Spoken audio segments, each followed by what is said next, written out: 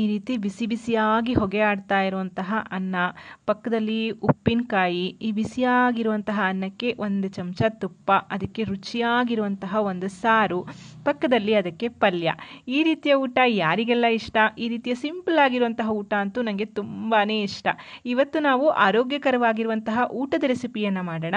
ನಾನು ಕಡಲೆಕಾಳಿನ ಬಸ್ಸಾರಿನ ರೆಸಿಪಿಯೊಂದಿಗೆ ಬಂದಿದ್ದೇನೆ. Hi friends, ಎಲ್ಲರಿಗೂ ನಮಸ್ಕಾರ. ವೆಲ್ಕಮ್ ಟು ಸಂತೃಪ್ತಿ ಕಿಚನ್.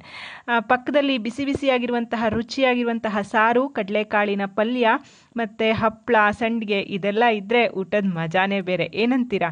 ಬನ್ನಿ ಇದನ್ನು ಮಾಡೋದು ಹೇಗೆ ಅಂತ ನೋಡೋಣ. ನಾನಿಲ್ಲಿ 1 ಕಪ್ಪಿನಷ್ಟು ಕಪ್ಪು ಕಡಲೆ ಅಥವಾ ಕಡಲೆಕಾಳು ಅಂತ ಏನು ಹೇಳ್ತಾರೆ ಅದನ್ನು ನೆನೆಸಿ ಇಟ್ಕೊಂಡಿದ್ದೀನಿ. ಇದನ್ನು ಓವರ್ನೈಟ್ ನೆನೆಸಬೇಕಾಗತ್ತೆ. ಚೆನ್ನಾಗಿ ನೆನಿಬೇಕು. ಇದು ಒಂದು 5-6 ಗಂಟೆಗಳ ಕಾಲನಾದರೂ ಇದು ನೆನಿಬೇಕಾಗತ್ತೆ. ಇದು ಇವಾಗ ಆಲ್ರೆಡಿ ಚೆನ್ನಾಗಿ ನೆಂದಿದೆ. ನೆಂದಿರುವಂತಹ ಕಾಳನ್ನು ಕುಕ್ಕರ್ಗೆ ಹಾಕಿ ಅದಕ್ಕೆ 2ರಷ್ಟು ನೀರು, 1 ಕಪ್ ತೊಗೊಂಡ್ರೆ 2 ಕಪ್ ಅಥವಾ 2.5 ಕಪ್ಪಿನಷ್ಟು ನೀರನ್ನು ಹಾಕಿ 1 ಚಮಚದಷ್ಟು ಉಪ್ಪನ್ನು ಹಾಕಿ ಲಿಡ್ಡನ್ನು ಕ್ಲೋಸ್ ಮಾಡಿ ಇದನ್ನು ಒಂದು 3-4 ವಿಷಲ್ ಕೂಗಿಸ್ಕೊಳ್ತೀನಿ. ಕಡಲೆಕಾಳು ಹದವಾಗಿ ಚೆನ್ನಾಗಿ ಬೇಯಬೇಕು, ಮೆತ್ತಗೆ. ನೋಡಿ, ಇಲ್ಲಿ ಕಡಲೆಕಾಳು ಚೆನ್ನಾಗಿ ಬೆಂದಿದೆ. ತುಂಬ ಅದು ಒಡೆದು ಹೋಗೋ ಥರ ಬೇಯಬಾರ್ದು, ಹದವಾಗಿ ಬೇಯಬೇಕು. ಹಿಸ್ಕಿ ನೋಡಿದ್ರೆ ಮೆತ್ತಗಾಗಬೇಕು. ನೋಡಿ, ಈ ರೀತಿ ಬೇಯಬೇಕಾಗತ್ತೆ. ಕಡಲೆಕಾಳು ಚೆನ್ನಾಗಿ ಬೆಂದಿದೆ. ಈಗ ಈ ಕಾಳಿನಲ್ಲಿ ಬೆಂದಿರುವಂತಹ ನೀರನ್ನು ನಾವು ಬೇರ್ಪಡಿಸ್ಕೊಳ್ಳೋಣ. ಈ ನೀರಿನಲ್ಲೇ ನಾವಿವತ್ತು ಸಾರನ್ನು ಮಾಡ್ತಾ ಇರೋದು. ಸೊ ನಾನು ಒಂದು ಸೋಸುವಂಥ ಜಾಲರಿಯನ್ನು ತಗೊಂಡು ಅದರಲ್ಲಿರುವಂತಹ ನೀರನ್ನು ಬೇರ್ಪಡಿಸ್ಕೊಳ್ತಾ ಇದ್ದೀನಿ. ಈ ಕಡಲೆಕಾಳು ಬೆಂದಿರೋ ನೀರೇನಿದೆ ಫ್ರೆಂಡ್ಸ್, ಅದು ತುಂಬ ರುಚಿಯಾಗಿರುತ್ತೆ, ಅಷ್ಟೇ ಆರೋಗ್ಯಕರ ಸಹ ಇದು. ಇದರಲ್ಲಿ ಒಂದು ಯುನೀಕ್ ಆಗಿರುವಂತಹ ಟೇಸ್ಟ್ ಇರುತ್ತೆ. ನೋಡಿ, ನನಗೆ ಇಷ್ಟು ನೀರು ಸಿಕ್ಕಿದೆ. ಈಗ ಇದನ್ನು ಪಕ್ಕಕ್ಕಿಟ್ಟು ಮಸಾಲೆ ಮಾಡ್ಕೊಳ್ಳೋಣ. ಮಸಾಲೆಗೆ 1 ಚಮಚದಷ್ಟು ಎಣ್ಣೆ ಚೆನ್ನಾಗಿ ಬಿಸಿ ಆದಮೇಲೆ 1 ಚಮಚದಷ್ಟು ಕೊತ್ತಂಬರಿ ಬೀಜವನ್ನು ಹಾಕ್ತಾ ಇದ್ದೀನಿ. ಅರ್ಧ ಚಮಚದಷ್ಟು ಜೀರಿಗೆಯನ್ನು ಹಾಕ್ತಾ ಇದ್ದೀನಿ. 1/4 ಚಮಚದಷ್ಟು ಮೆಂತ್ಯ ಬೀಜವನ್ನು ಹಾಕಿ ಮತ್ತು 1/4 ಚಮಚದಷ್ಟು ಕಾಳು ಮೆಣಸು, ನಾನು ಬಿಳಿ ಕಾಳು ಮೆಣಸು ತೊಗೊಂಡಿದ್ದೇನೆ. ಒಂದು 4 ಬ್ಯಾಡಗಿ ಮೆಣಸಿನಕಾಯಿನ ಈ ರೀತಿ ಕೈನಲ್ಲಿ ಮುರಿದು ಹಾಕ್ತಾ ಇದ್ದೀನಿ. ಸ್ವಲ್ಪನೇ ಹುರಿತಾ ಇರೋದ್ರಿಂದ ಎಲ್ಲದನ್ನು ಒಟ್ಟಿಗೆ ಹಾಕಿ ನಾನು ಹುರಿತಾ ಇದ್ದೀನಿ. ಈ ರೀತಿ ಫ್ರೆಶ್ ಆಗಿ ಮಸಾಲೆಯನ್ನು ಹುರಿದು ಸಾರನ್ನು ಮಾಡ್ಕೊಳ್ಳೋದ್ರಿಂದ ಅದು ತುಂಬ ರುಚಿಯಾಗಿರುತ್ತೆ. ಒಳ್ಳೆ ಪರಿಮಳ ಬರೋ ತನಕ ಧನಿಯಾದ್ದು, ಜೀರಿಗೆದು ಅಲ್ಲಿ ತನಕ ಫ್ರೈ ಮಾಡ್ಕೊಳ್ಳಿ. ಕಡೆಯಲ್ಲಿ ಸ್ವಲ್ಪ ಕರಿಬೇವಿನ ಸೊಪ್ಪನ್ನು ಹಾಕಿ ಅದರೊಟ್ಟಿಗೆ ಚೆನ್ನಾಗಿ ಮಿಕ್ಸ್ ಮಾಡಿ ಫ್ಲೇಮನ್ನು ಆಫ್ ಮಾಡ್ಕೊಂಡು ಬಿಡೋಣ. ಈ ಮಸಾಲೆಯನ್ನು ನಾವೀಗ ಮಿಕ್ಸರ್ ಜಾರ್ಗೆ ಹಾಕ್ಕೊಂಡು ನುಣ್ಣಗೆ ಅರ್ಕೋಬೇಕು. ಸೊ ನಾನಿವಾಗ ಮಿಕ್ಸರ್ ಜಾರ್ಗೆ ಹಾಕ್ಕೊಂಡಿದ್ದೀನಿ. ಇದಕ್ಕೆ ಒಂದು ಅರ್ಧ ಚಮಚದಷ್ಟು ಬೇಯಿಸಿರುವಂತಹ ಕಡಲೆಕಾಳನ್ನು ಸಹ ಹಾಕ್ತಾ ಇದ್ದೀನಿ. ಇದರಿಂದ ಸಾರು ದಪ್ಪ ಆಗತ್ತೆ ಮತ್ತು ರುಚಿ ಸಹ ತುಂಬ ಚೆನ್ನಾಗಿರುತ್ತೆ. 1 ಕಪ್ಪಿನಷ್ಟು ತುರಿದಂತಹ ತೆಂಗಿನಕಾಯಿ ತುರಿ, 1 ನೆಲ್ಲಿಕಾಯಿ ಗಾತ್ರದಷ್ಟು ಹುಣಸೆ ಹಣ್ಣನ್ನು ಹಾಕಿ ಸ್ವಲ್ಪ ನೀರನ್ನು ಹಾಕಿಬಿಟ್ಟು ಇದನ್ನು ನಾನು ನುಣ್ಣಗೆ ಅರ್ಕೊಂಡು ಬರ್ತೀನಿ. ಮಸಾಲೆಯನ್ನು ಈ ರೀತಿ ನುಣ್ಣಗೆ ಅರ್ದು ಆಗಿದೆ. ಈ ಕಡೆ ನಾವು ಒಗ್ಗರಣೆ ಮಾಡ್ಕೊಳ್ಳೋಣ. ಸಾರಿಗೆ ಒಂದು ಪಾತ್ರೆಗೆ 1 ಚಮಚದಷ್ಟು ಎಣ್ಣೆಯನ್ನು ಹಾಕಿ, ಎಣ್ಣೆ ಬಿಸಿ ಆದಮೇಲೆ ಸ್ವಲ್ಪ ಸಾಸಿವೆಯನ್ನು ಹಾಕ್ತಾ ಇದ್ದೀನಿ, ಅರ್ಧ ಚಮಚದಷ್ಟು. ನಾನಿಲ್ಲಿ ಜಜ್ಜಿರುವಂತಹ ಬೆಳ್ಳುಳ್ಳಿಯನ್ನು ಸಾರಿಗೆ ಹಾಕ್ತಾ ಇದ್ದೀನಿ. ಬೆಳ್ಳುಳ್ಳಿ ಕಂಪ್ಲೀಟ್ಲಿ ಆಪ್ಷನಲ್, ಬೆಳ್ಳುಳ್ಳಿ ಬೇಡ ಅಂದರೆ ನೀವಿಲ್ಲಿ ಇಂಗನ್ನು ಹಾಕ್ಬೋದು. ಅರ್ಧ ಚಮಚದಷ್ಟು ಅರಿಶಿಣ, 1 ಮುರಿದಿರುವಂತಹ ಬ್ಯಾಡಗಿ ಮೆಣಸು, 1 ಕಡ್ಡಿಯಷ್ಟು ಕರಿಬೇವಿನ ಸೊಪ್ಪನ್ನು ಹಾಕಿ ಒಗ್ಗರಣೆಯನ್ನು ಚೆನ್ನಾಗಿ ಬಾಡಿಸ್ಕೊಳ್ಳೋಣ. ಈ ರೀತಿ ಒಗ್ಗರಣೆ ಹಾಕಿ ನಾವು ಸಾರನ್ನು ಮಾಡೋದ್ರಿಂದ, ಅದರಲ್ಲೇ ಸಾರನ್ನು ಕುದಿಸೋದ್ರಿಂದ ಅದು ರುಚಿ ತುಂಬ ಚೆನ್ನಾಗಿರುತ್ತೆ. ಕಡೆಯಲ್ಲಿ ಒಗ್ಗರಣೆ ಕೊಡೋದಕ್ಕಿಂತ ಈ ರೀತಿ ಟ್ರೈ ಮಾಡಿ ನೋಡಿ.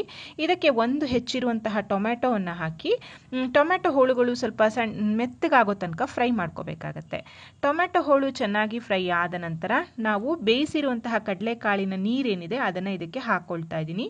ನಂತರ ರುಬ್ಬಿರುವಂತಹ ಮಸಾಲೆ ಏನಿದೆ ಅದನ್ನು ಸಹ ಇದಕ್ಕೆ ಹಾಕ್ಕೊಳ್ಳೋಣ. ಕಾಳನ್ನು ರುಬ್ಬೋದಕ್ಕೆ ಹಾಕಿದ್ದೀವಿ ಮತ್ತು ತೆಂಗಿನಕಾಯಿನೂ ಹಾಕಿರೋದ್ರಿಂದ ಸಾರು ಗಟ್ಟಿ ಸಹ ಬರುತ್ತೆ, ರುಚಿ ಸಹ ತುಂಬ ಚೆನ್ನಾಗಿರುತ್ತೆ. ಮಿಕ್ಸರ್ ಜಾರ್ಗೂ ಸ್ವಲ್ಪ ನೀರನ್ನು ಹಾಕಿಬಿಟ್ಟು ಸಾರಿನ ಹದಕ್ಕೆ ಇದನ್ನು ತಂದ್ಕೋತೀನಿ. ನೀವು ರುಚಿ ನೋಡಿಕೊಂಡು ಎಷ್ಟು ನೀರು ಬೇಕೋ ಅಷ್ಟು ನೀರು ಸೇರಿಸ್ಕೊಳ್ಳಿ. ಈ ಸಾರು ಕುದ್ದು ಹಾಗೂ ಒಳ್ಳೆ ಗಟ್ಟಿಯಾಗಿ ಬರುತ್ತೆ. ಕುದ್ದು ಹಾಗೂ ರುಚಿ ಜಾಸ್ತಿ. ಇದು ಆ್ಯಕ್ಚುಲಿ ಇದು ಮಾಡಿದ ದಿನಕ್ಕಿಂತ ಮಾರನೇ ದಿನ ಕುದಿಸಿ ಇಟ್ಟಿರ್ತೀವಲ್ಲ, ರುಚಿ ಡಬಲ್ ಆಗುತ್ತೆ. ತುಂಬಾ ಚೆನ್ನಾಗಿರುತ್ತೆ. ಈಗ ಮತ್ತೆ ಇದಕ್ಕೆ ರುಚಿಗೆ ತಕ್ಕಷ್ಟು ಉಪ್ಪನ್ನು ಹಾಕೋತಾ ಇದ್ದೀನಿ. ಕಾಳನ್ನು ಬೇಯಿಸುವಾಗ ಸ್ವಲ್ಪ ಉಪ್ಪನ್ನು ಹಾಕಿರೋದ್ರಿಂದ ಉಪ್ಪನ್ನು ನೋಡಿಕೊಂಡು ಹಾಕಬೇಕಾಗತ್ತೆ. ಉಪ್ಪನ್ನು ಹಾಕಿದ ನಂತರ 1 ಚಮಚದಷ್ಟು ಬೆಲ್ಲವನ್ನು ಹಾಕ್ತಾ ಇದ್ದೀನಿ. ಸ್ವಲ್ಪ ಟೇಸ್ಟ್ ಬ್ಯಾಲೆನ್ಸ್ ಆಗುತ್ತೆ ಬೆಲ್ಲ ಹಾಕೋದ್ರಿಂದ. ಇದನ್ನು ಒಂದು 3-4 ನಿಮಿಷ ಚೆನ್ನಾಗಿ ಕುದಿಸ್ಕೋಬೇಕಾಗತ್ತೆ. ಚೆನ್ನಾಗಿ ಕುದಿಬೇಕು. ಇದು ಕುದ್ದಾಗೂ ಇದು ರುಚಿ ಚೆನ್ನಾಗಿರುತ್ತೆ.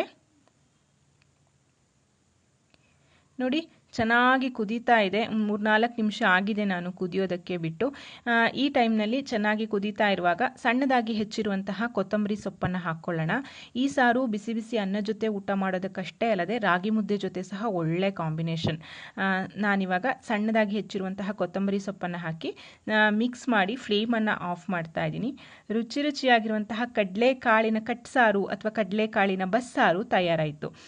ತುಂಬ ಟೇಸ್ಟಿಯಾಗಿರುತ್ತೆ, ಖಂಡಿತ ಟ್ರೈ ಮಾಡಿ ನೋಡಿ. ಈಗ ನಾವು ಬೇಯಿಸಿರುವಂತಹ ಕಾಳೇನು ಇಟ್ಕೊಂಡಿದ್ದೀವಲ್ಲ ಅದನ್ನು ಒಗ್ಗರಣೆ ಮಾಡ್ಕೊಳ್ಳೋಣ.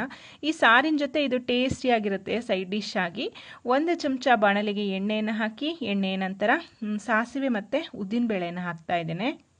ಅರ್ಧ ಚಮಚ ಅರಿಶಿಣವನ್ನು ಹಾಕ್ತಾ ಇದ್ದೇನೆ. ಮತ್ತು 2 ಅಥವಾ 3 ಹಸಿಮೆಣಸು, ಸೀಳಿರುವಂತಹ ಹಸಿಮೆಣಸು, 1 ಹೆಚ್ಚಿರುವಂತಹ ಈರುಳ್ಳಿಯನ್ನು ಹಾಕ್ತಾ ಇದ್ದೀನಿ. ಈರುಳ್ಳಿ ಸಹ ಇಲ್ಲಿ ತುಂಬ ಆಪ್ಷನಲ್, ಬೇಕಿದ್ರೆ ಹಾಕ್ಬೋದು, ಇಲ್ಲಾಂದರೆ ನೀವು ಹಾಗೆ ಕಡಲೆಕಾಳು ಹುಸ್ಲಿ ಎಲ್ಲ ಮಾಡ್ತೀವಲ್ಲ ಆ ಥರ ಸಹ ಮಾಡ್ಕೊಳ್ಬೋದು.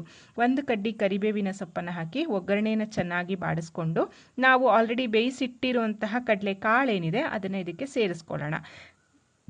ಕಾಳು ಚೆನ್ನಾಗಿ ಬೆಂದಿರೋದ್ರಿಂದ ಏನು ತುಂಬ ಬೇಯಿಸಬೇಕನ್ನೋ ಅಗತ್ಯ ಏನಿಲ್ಲ. ಆ ಒಗ್ಗರಣೆಯಲ್ಲೇ ಇದು ಚೆನ್ನಾಗಿ ಮಿಕ್ಸ್ ಆದರೆ ಸಾಕು. ಈಗ ಮತ್ತೆ 1 ಅರ್ಧ ಚಮಚದಷ್ಟು ಉಪ್ಪನ್ನು ಹಾಕ್ತಾ ಇದ್ದೀನಿ ಮತ್ತು ತೆಂಗಿನಕಾಯಿ ತುರಿಯನ್ನು ಸಹ ಹಾಕ್ತಾ ಇದ್ದೇನೆ. ಇದು ಸಹ ಹಾಗೆ ತಿನ್ನೋದಕ್ಕೂ ಚೆನ್ನಾಗಿರುತ್ತೆ, ಊಟದ ಜೊತೆ ಸೈಡ್ ಡಿಶ್ ಆಗೂ ಚೆನ್ನಾಗಿರುತ್ತೆ. ಇದೊಂದು ಆರೋಗ್ಯಕರವಾಗಿರುವಂತಹ ರೆಸಿಪಿ, ಆರೋಗ್ಯಕ್ಕೂ ಸಹ ತುಂಬಾ ಒಳ್ಳೆಯದು. ತೆಂಗಿನಕಾಯಿ ತುರಿ ಹಾಕಿ ಮಿಕ್ಸ್ ಮಾಡಿದ ನಂತರ ಸಣ್ಣದಾಗಿ ಕೊತ್ತಂಬರಿ ಸೊಪ್ಪನ್ನು ಸಹ ಕಟ್ ಮಾಡಿ ಹಾಕ್ತಾ ಇದ್ದೀನಿ. ಇಲ್ಲಿ ನಾನು 1-2 ಹನಿಯಷ್ಟು ನಿಂಬೆಹಣ್ಣಿನ ರಸವನ್ನು ಸೇರಿಸ್ತಾ ಇದ್ದೀನಿ. ಸ್ವಲ್ಪ ಹುಳಿ ಇದ್ದರೆ ಚೆನ್ನಾಗಿರುತ್ತೆ ಅಂತ ನಂಗೆ ಅನಿಸುತ್ತೆ. ನಿಮಗೆ ಹುಳಿ ಇಷ್ಟ ಆಗಲಿಲ್ಲ ಅಂದರೆ ಇಲ್ಲಿ ನಿಂಬೆಹಣ್ಣಿನ ರಸವನ್ನು ಬೇಕಿದ್ರೆ ನೀವು ಸ್ಕಿಪ್ ಮಾಡ್ಕೊಳ್ಬೋದು. ನಾನೊಂದು 3-4 ಹನಿ ನಿಂಬೆಹಣ್ಣಿನ ರಸವನ್ನು ಹಾಕಿ ಮಿಕ್ಸ್ ಮಾಡಿ ಫ್ಲೇಮನ್ನು ಆಫ್ ಮಾಡ್ತಾ ಇದ್ದೀನಿ. ರುಚಿ ರುಚಿಯಾಗಿರುವಂತಹ ಕಡಲೆಕಾಳಿನ ಪಲ್ಯ ಅಥವಾ ಹುಸುಳಿ ತಯಾರಾಯಿತು. ನೋಡಿದ್ರಲ್ಲ, ತುಂಬಾ ಈಸಿ ಇದೆ, ಬೇಗನೆ ಮಾಡ್ಕೊಳ್ಬೋದು. ನಂಗನ್ನಿಸ್ತು ಬಿಸಿ ಬಿಸಿ ಅನ್ನದ ಜೊತೆ ಮಾತ್ರ ಅಲ್ಲ, ಪಕ್ಕದಲ್ಲಿ ಮುದ್ದೆನೂ ಇರಬೇಕಾಗಿತ್ತು ಅಂತ ನಂಗನ್ನಿಸ್ತು. ಸೊ ನಂಗೆ ಟೈಮ್ ಆಗಲಿಲ್ಲ ಮಾಡೋದಕ್ಕೆ.